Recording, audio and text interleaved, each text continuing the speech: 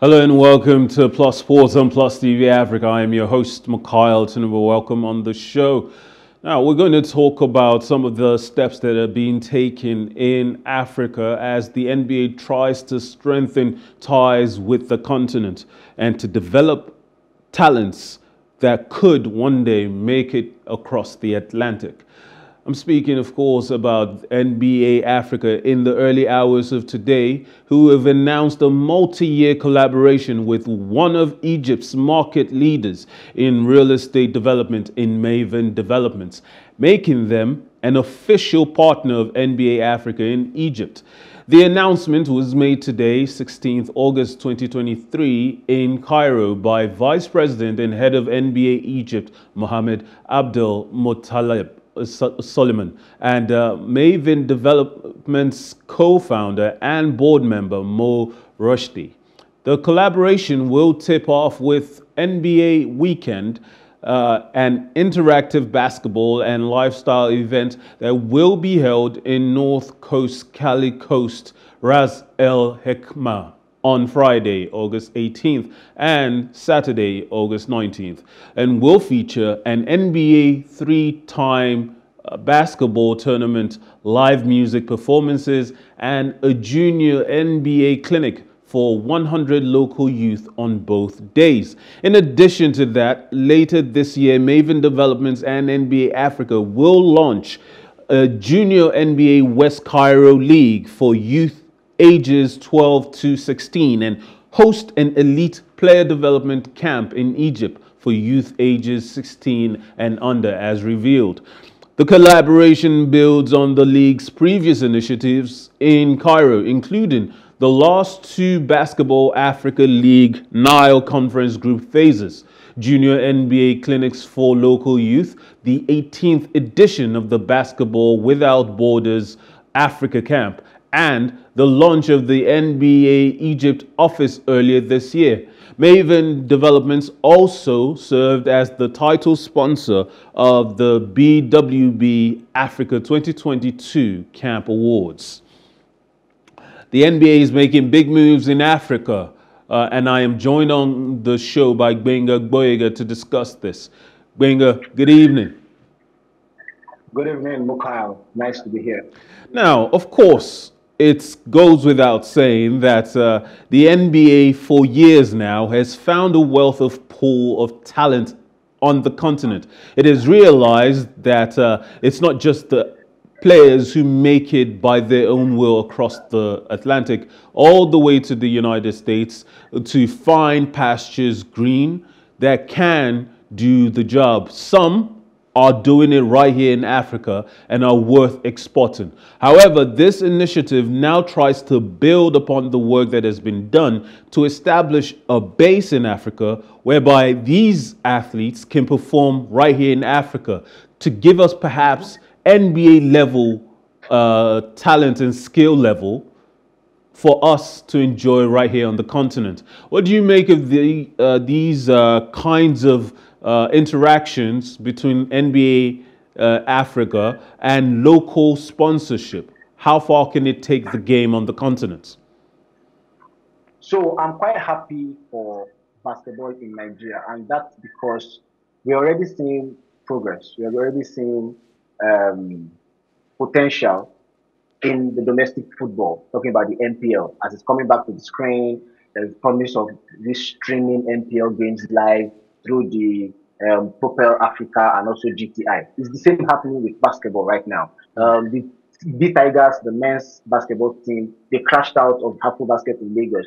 But the B Tigers, the women national team, they won the AfroBasket. So one way or the other, while we are mostly focused on the bad side of sports in Nigeria, we can also touch on the positives. And this is another positive, talking about NBA having a chapter in Africa. Why I'm particularly happy is because it is coming at the right time when we are having the 10th assembly, when we are having a new face of sport ministry in Nigeria. And no one talks about sport ministry, not just about football. It's also about basketball, it's about handball, it's about cricket, and the rest of it. So basketball coming into the fore is one of the things we like to say. Well, if basketball is growing at an alarming, well, let's not say alarming, at such a rate in Africa now, with the sponsorship, the backing, the support of the NBA, how far do you think we can go now to develop a game that seems to have stuttered in its development over the years and now seems to be finding a rejuvenation in its ascent on the continent as a whole? The only presence of basketball in Nigeria as it stands is in the interest. We only have fans who like to watch it. We really don't have a structure for basketball. I mean, that's the American dream. When you talk about NBA, it's all about America. Although basketball is played everywhere in the world. Basketball is played in Brazil, it's played in Australia, it's played in Africa. But when you talk about the NBA, everybody talks about America because they have a structure that has seen them go over the years. But if you come back to Nigeria, it's not really about the fans because we already have the fans. It's now about the structure. The basketball league, how strong is it in Nigeria? Most of the players in the D Tigers, most of the players in the D Tigress, they are all foreign-based players. They all play abroad. After the competition, talking about the Afro basket, they all traveled abroad. None of them are playing domestically. We really don't have a structure when it comes to basketball domestically. So I think we need to start with that. Start with inter-house sport. Start with physical education from schools. Recruit them while they are young and let us see a visible structure when it comes to basketball in Nigeria. Once that is set, then we can say preparation meets opportunity and success is inevitable. All right. Now, with the Basketball Africa League that has been taking place the last couple of years, it's a new development, very young, but it promises a future for basketball on the continent that is much brighter than it has been in previous decades.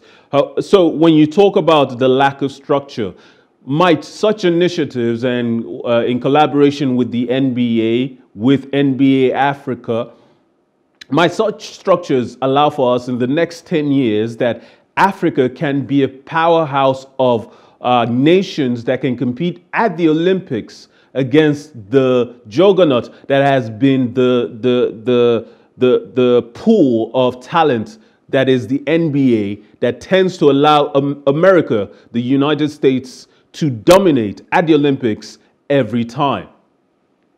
I don't think we've gotten there yet. I saw a couple of games. Yeah, in the next decade or so, might we be able to be such a threat? Probably.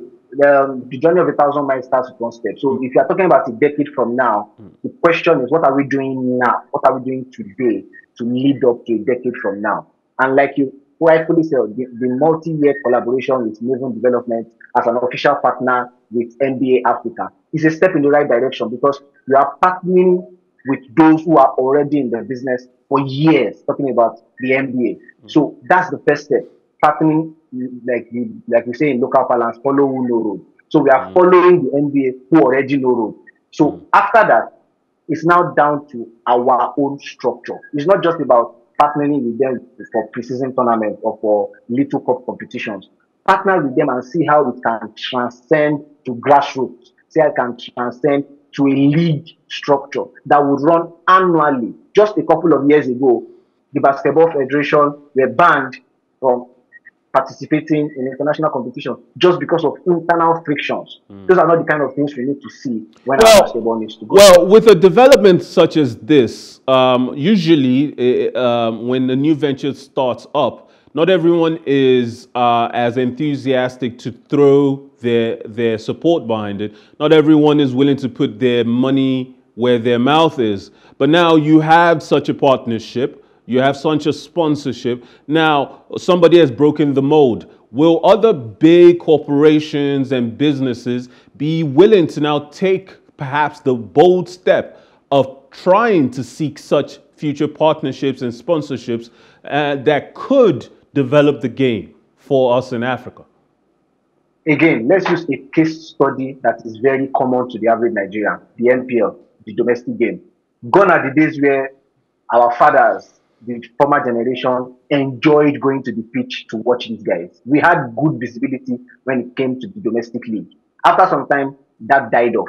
How was it regained?